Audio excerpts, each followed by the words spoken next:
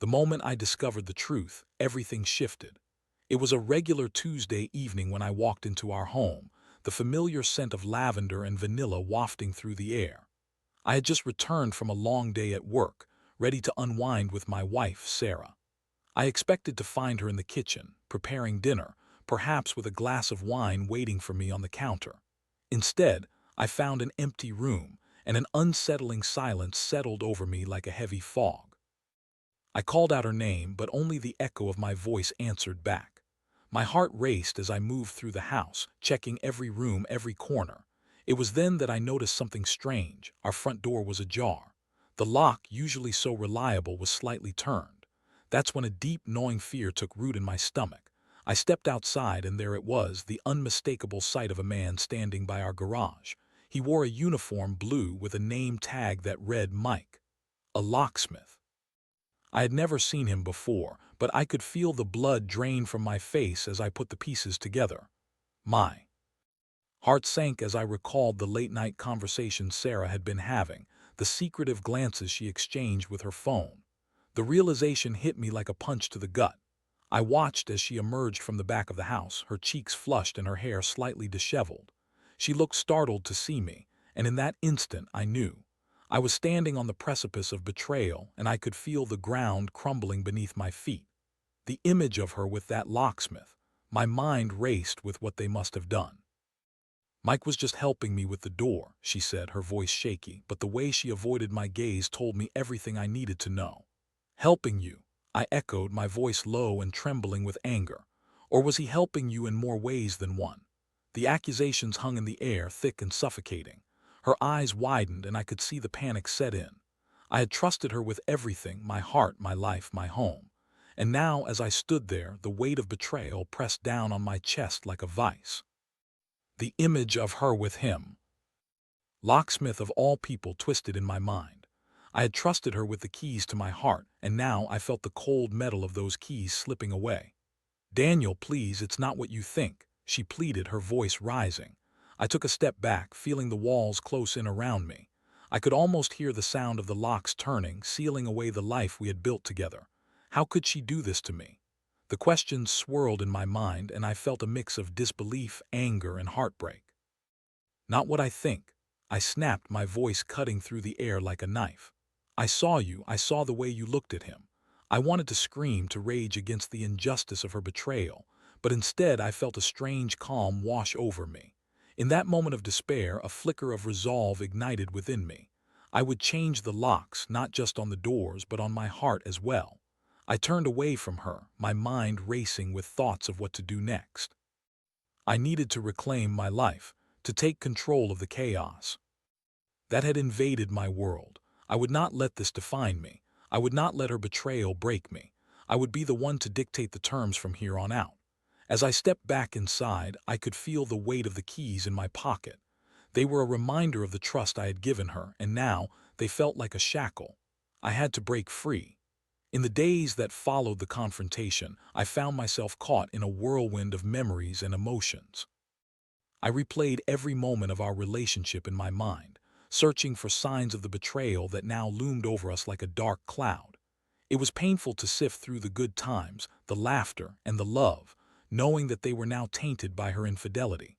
I remembered our first date vividly. Sarah had worn that red dress that hugged her curves perfectly, her laughter infectious as we shared stories over dinner. I had fallen for her that night, captivated by her charm and intelligence. We shared dreams, hopes, and a vision of a future together that felt so real. "You're the one," I had told her. Looking deep into her eyes, I had meant every word. But now those memories felt like a cruel joke. The trust I had built was shattered, and I felt like a fool. How could I have been so blind? I thought back to the late nights she claimed were filled with work, the unexplained absences, and the sudden secrecy surrounding her phone. Each piece of the puzzle fell into place, painting a picture I wished I could unsee. I found myself staring at the locks on our doors, each one a reminder of her betrayal. The locksmith, Mike, had become a symbol of everything I despised. How could she choose him? A man whose profession was to break into homes for a living. The irony was not lost on me, and it stung like salt in a fresh wound. I had trusted her to keep our home safe, and she had invited a stranger into our lives, allowing him to dismantle the very foundation of our marriage. As I sat in the living room one evening, staring blankly at the television, Sarah entered the room. She looked fragile, her eyes red from crying, but I felt no sympathy. The pain she had caused me was too fresh, too raw. She approached me cautiously as if I were a wounded animal ready to lash out. "Daniel, please," she said softly, her voice trembling. "I'm so sorry, I made a terrible mistake." A mistake, that's all it was to her. I felt the anger bubbling up again, the rage threatening to boil over. "A mistake," I shot back, incredulous.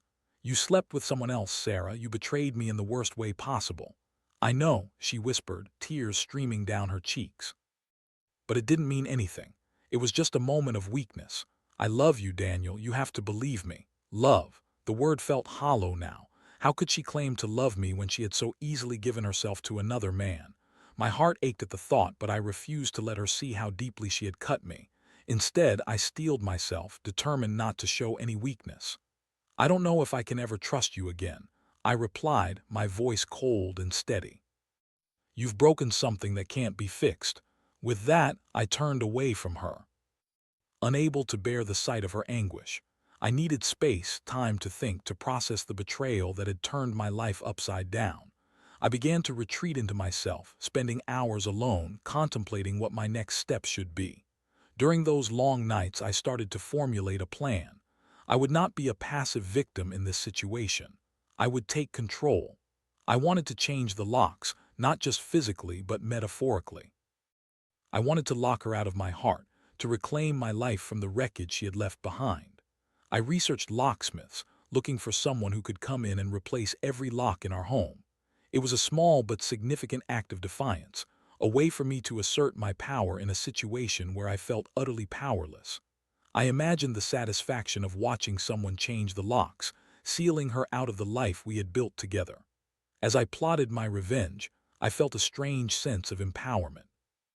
I realized that while she had taken a part of me, I still had the ability to take back control over my life. I wouldn't be held captive by her betrayal. I would rise above it. I picked up my phone and dialed a locksmith, my heart racing with anticipation as I scheduled an appointment for the following day. The next day arrived with a sense of purpose I hadn't felt in weeks. I woke up early, the sun filtering through the curtains, casting a warm glow in our bedroom. But the warmth didn't penetrate the coldness that had settled in my heart. I glanced over at Sarah, still asleep beside me, her face peaceful, unaware of the storm brewing within me. I got out of bed quietly, careful not to disturb her. I needed to prepare myself for what was about to happen. Today was the day I would reclaim my home, and by extension, my life. As I brewed coffee in the kitchen, the aroma filled the air, but it did little to lift my spirits. Instead, it served as a reminder of the mornings we used to share, laughing and talking over breakfast. Now, those moments felt like distant memories, overshadowed by the betrayal that loomed between us. When the locksmith arrived, I felt a rush of adrenaline. He was a middle-aged man with a friendly demeanor, but I couldn't shake the feeling of disdain I held for his profession. He was here to help me lock Sarah out of my life, and for that I was grateful. I greeted him at the front door, my heart pounding as I explained what I needed. "Change all the locks," I said firmly, my voice steady. "I want every entry point secured." He nodded, understanding the urgency in my tone. "Sure thing. I can have this done in a few hours." As he got to work, I watched him with a mixture of fascination and satisfaction. Each lock he replaced felt like a symbolic gesture, a step toward reclaiming my autonomy. I imagined Sarah's face when she realized she wouldn't have access to our home, her home. It was a bittersweet thought, but one that filled me with resolve. While he worked, I found myself lost in thought. I could hear Sarah moving around in the house, her footsteps soft and hesitant. I wondered what she was thinking, if she felt any sense of regret or remorse for what she had done. I knew I should confront her again, but I wasn't ready. I needed to focus on my own feelings and the steps I was taking to regain control. After a while, the locksmith finished his work, and I felt a wave of triumph wash over me. He handed me a new set of keys, the metal cool against my palm. "All done," he said with a smile. "You're all set." As I thanked him and closed the door behind him, I felt a sense of empowerment surging through me. I had taken action. I had changed the locks, and in doing so, I had taken the first step toward healing. I knew that the road ahead would be long and difficult, but I felt a flicker of hope ignite within me. When Sarah finally emerged from the bedroom, I was sitting on the couch, the new keys resting on the coffee table between us. She paused, her eyes darting to the keys before locking onto my gaze. "What's going on?" she asked, a hint of nervousness in her voice. I took a deep breath, steeling myself for the confrontation that lay ahead. "I changed the locks," I said, my voice calm but firm. "You no longer have access to this house." Her expression shifted from confusion to shock, and I could see the realization dawn on her. "What do you mean? Why would you do that?" "Because I need to protect myself, Sarah," I replied, my heart racing. "You've shattered my trust, and I can't just pretend everything is okay. I need to take control of my life again." She stepped closer, her eyes pleading. "Daniel, please, I'm sorry. I know I messed up, but I want to fix this. I want to make it right." "Fix this?"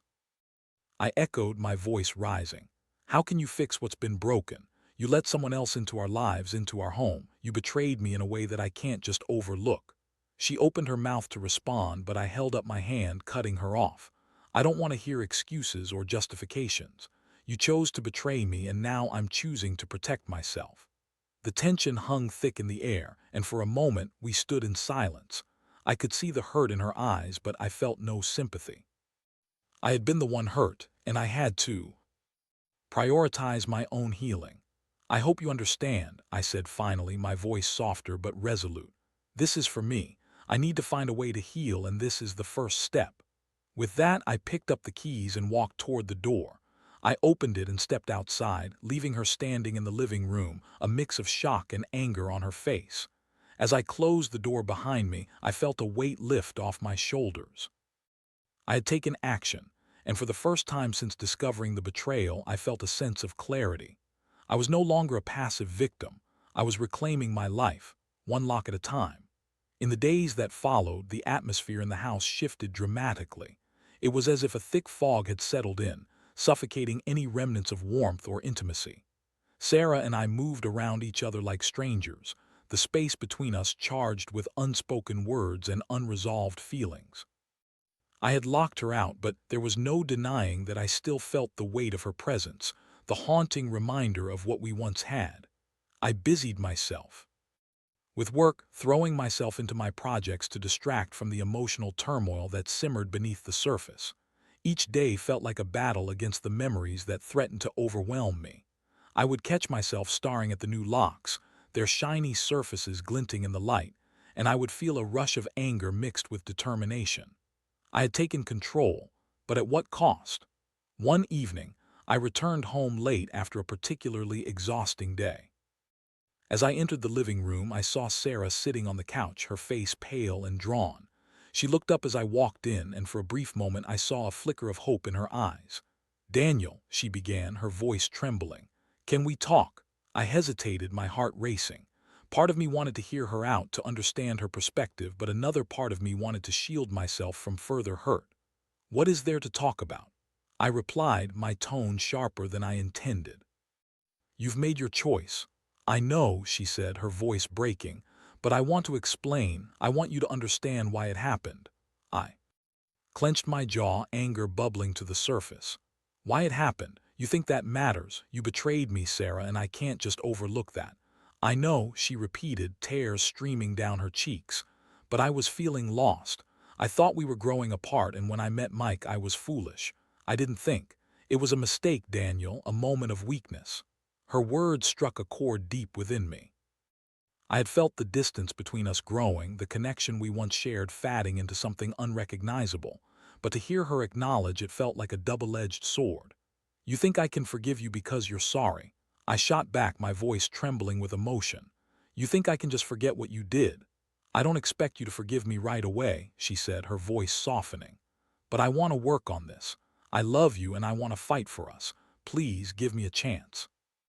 I felt a surge of conflicting emotions.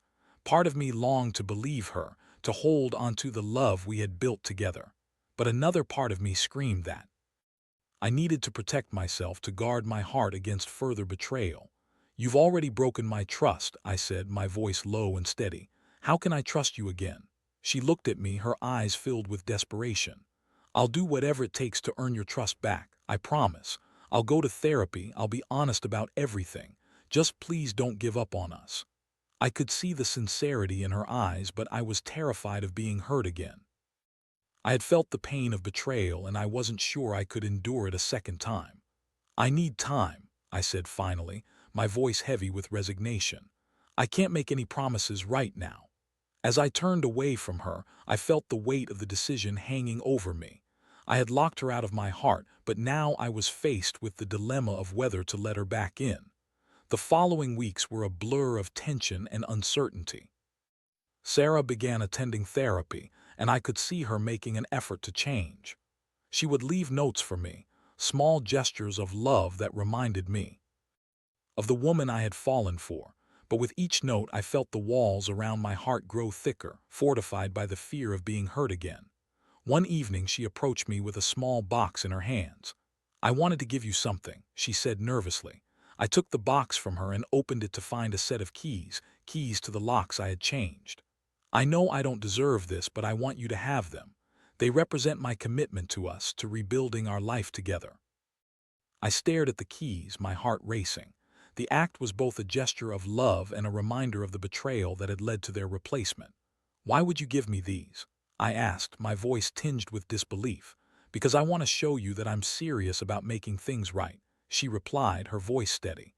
"I know I have a long way to go, but I'm willing to fight for us." I felt a storm of emotions brewing within me. I wanted to believe her, but the scars of betrayal were still fresh. "This isn't just about keys, Sarah, it's about trust. You have to understand that." "I do," she said, her eyes earnest.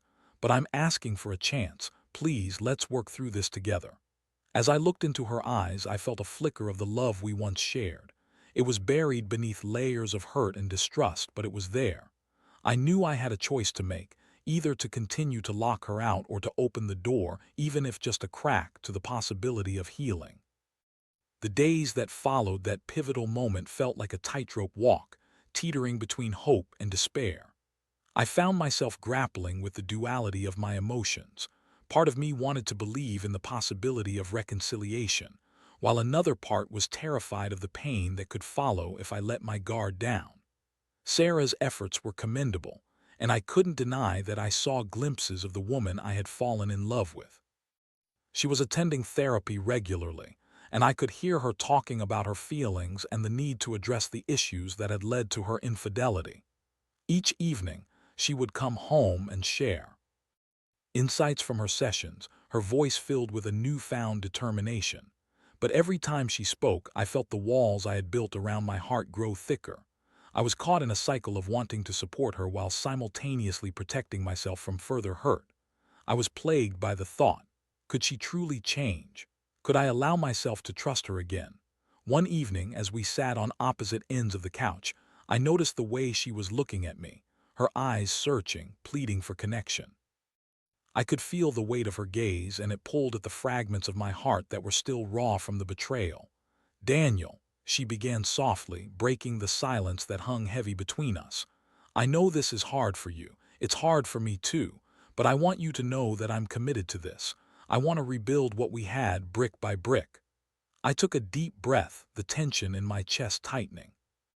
"You have to understand that rebuilding trust takes time," I replied, my voice steady but tinged with uncertainty. "I can't just flip a switch and forget everything that happened." "I know," she said, her voice filled with sincerity, "but I'm willing to work for it. I want to show you that I can be the partner you deserve." I nodded, appreciating her willingness to fight for us, but the fear of being hurt again loomed large in my mind. "It's not just about showing me," I said, my gaze dropping to the floor. "It's about me believing that you truly mean what you say." "Then let me prove it to you," she replied, her eyes filled with determination. "Let's take it one day at a time. I'll show you that I'm committed to making this work." As I looked at her, I felt a flicker of hope igniting within me, but it was quickly overshadowed by doubt.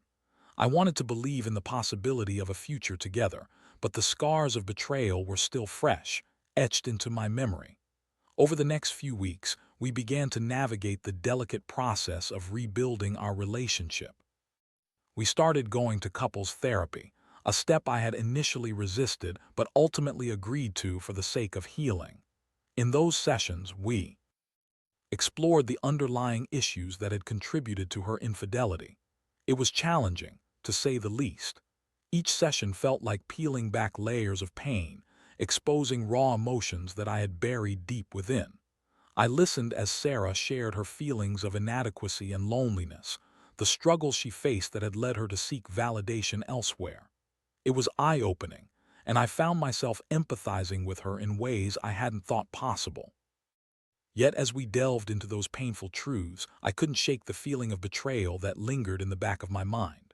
One night, after a particularly intense therapy session, we returned home and sat in silence for a while. The air was thick with unspoken words, and I could feel the weight of the moment pressing down on us. "Daniel, I want you to know that I'm truly sorry for what I did," Sarah said finally, her voice trembling. "I never meant to hurt you. I was lost and I took the wrong path. I'm committed to making it right." As I looked into her eyes, I saw the sincerity of her words reflected back at me. I wanted to believe her, but the memories of her betrayal still haunted me. "It's going to take time, Sarah," I replied, my voice steady. "I can't just pretend it didn't happen. I need to work through this at my own pace." "I understand," she said, nodding. "I'll be patient. I just hope you know how much I love you." Her words hung in the air, a fragile thread of hope that connected us. I wanted to reach out, to bridge the gap that had formed between us, but the fear of being hurt again held me back. As the weeks turned into months, we continued to navigate the rocky terrain of rebuilding our relationship. There were good days and bad days, moments of laughter interspersed with moments of pain. But through it all, I began to realize that healing was not a linear process. It was messy, complicated, and often painful, but it was also filled with opportunities for growth. I started to let my guard down, allowing glimpses of vulnerability to seep through the cracks I had built around my heart. I began to see the changes in Sarah, her willingness to communicate openly, her commitment to understanding my feelings, and her determination to rebuild our trust. The journey was far from easy, but I could feel the seeds of hope taking root within me. As I lay in bed one night, I turned to her, the moonlight casting a soft glow across her face. "I'm still scared," I admitted, my voice barely above a whisper. "I don't want to get hurt again." "I know," she replied, reaching out to take my hand. "But I promise to do everything I can to show you that I'm worth the risk. I love you, Daniel." In that moment, I felt a glimmer of hope. Perhaps, just perhaps, we could find our way back to each other. Time continued its relentless march forward, and I found myself in a place I never thought I would reach, one of cautious optimism. The journey of rebuilding our relationship had been fraught with challenges, but as the weeks turned into months, I could see the fruits of our labor beginning to blossom. Sarah and I were learning to communicate more openly, to confront our fears together rather than allowing them to fester beneath the surface. We continued our therapy sessions, each one peeling back layers of hurt and misunderstanding. I found myself sharing my feelings more, expressing the anger and betrayal that had once consumed me.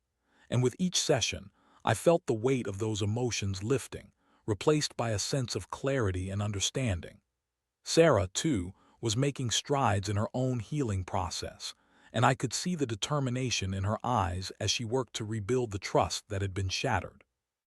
One evening, as we sat together on the couch, I turned to her, a sense of gratitude swelling in my chest. "I never thought we would get here," I admitted, my voice steady, "but I can see the effort you're putting in, and it means the world to me." She smiled softly, her eyes shimmering with emotion. "I want to show you that I can be the partner you deserve. I know I messed up, but I'm committed to making it right." I nodded, feeling a warmth spread through me. There was still fear lurking in the corners of my mind, but I was learning to trust again, to let go of the past.